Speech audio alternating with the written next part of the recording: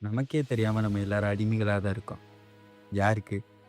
ஆக்டர்ஸுக்கு, அரசியல்வாதிகளுக்கு, Insta இன்ஃப்ளூயன்சர்ன்னு சொல்லிக்கிறவங்களுக்கு, யூடியூபர்ஸுக்கு, business மேன்ஸுக்கு. அது எப்படி?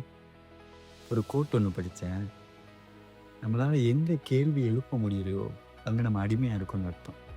அதே மாரி ஆ நம்ம ஃபாலோ பண்ற லீடர்ஸு, ஆக்டர்ஸு, நம்ம புடிச்சவங்க, இவங்களும் ஒரு தப்பு பண்ணும்போது நம்ம அது தப்புன்னு தெரிஞ்சிருந்தும், அதுக்கு முட்டு குடுத்து அத நியாயப்படுத்துற மாரி பேசுறது, சப்போர்ட் பண்றது, இதெல்லாம் நமக்கே தெரியாம நம்ம அடிமையா இருக்கோன்றது தான் அர்த்தம். நம்ம தப்புன்னு தெரிஞ்சு சப்போர்ட் பண்றோம்ல, அது ஒரு நாள் பட்டர்ஃப்ளை எஃபெக்ட் மாரி நமக்கே வந்து திருப்பி அடிக்கும்.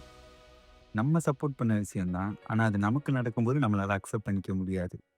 அதுக்குன்னு தப்பு பண்றவங்க எல்லாத்தையும் வெறுத்து ஒதுக்கிருங்க, ஃபாலோ பண்ண வேணாம், ஹேட் பண்ணுங்க அப்டின்லாம் சொல்லல. எல்லாருமே தப்பு பண்ணுவோம். நீங்க, நான் எல்லாருமே தப்பு பண்ணுவோம். ஆனா தப்பு பண்ணா கேள்வி கேளுங்க. இப்ப நான் ஒரு லீடரா இருக்கேன்னா, நான் தப்பு பண்ணேன்னா நீங்க கேள்வி கேட்கணும். இல்லைன்னா நான் அட்வான்டேஜ் எடுத்துக்கிருவேன். நான் தப்ப திருத்திக்க மாட்டேன். இங்க நெறைய பேருக்கு அது பேட் இன்ஃப்ளூயன்ஸா மாறிரும்.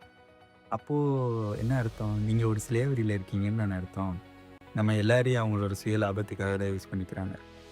அவங்க படம் கோடிக்கணக்கில ஓடுறதுக்கும், அவங்க லக்ஸரி கார்ல போறதுக்கும், அவங்க ஃபேம் ஆகுறதுக்கும், நம்ம அவங்களுக்கு முட்டாளா, அடிமையா இருக்கணும். நம்மளுக்குள்ளேயே ஒருத்தருக்கு ஒருத்தர் அடிச்சுக்கிட்டு நாறணும். அதில அவங்க பணம் சம்பாதிக்கணும். கொண்டாடுங்க, லைஃப்ப என்ஜாய் பண்ணுங்க. ஆனா, ஒரு பெர்சனுக்கு எப்பவுமே அந்த காட் லெவல் பொசிஷன் மட்டும் குடுக்காதீங்க. முழிச்சுக்கோங்க, புரிஞ்சுக்கோங்க, பொழச்சுக்கோங்க.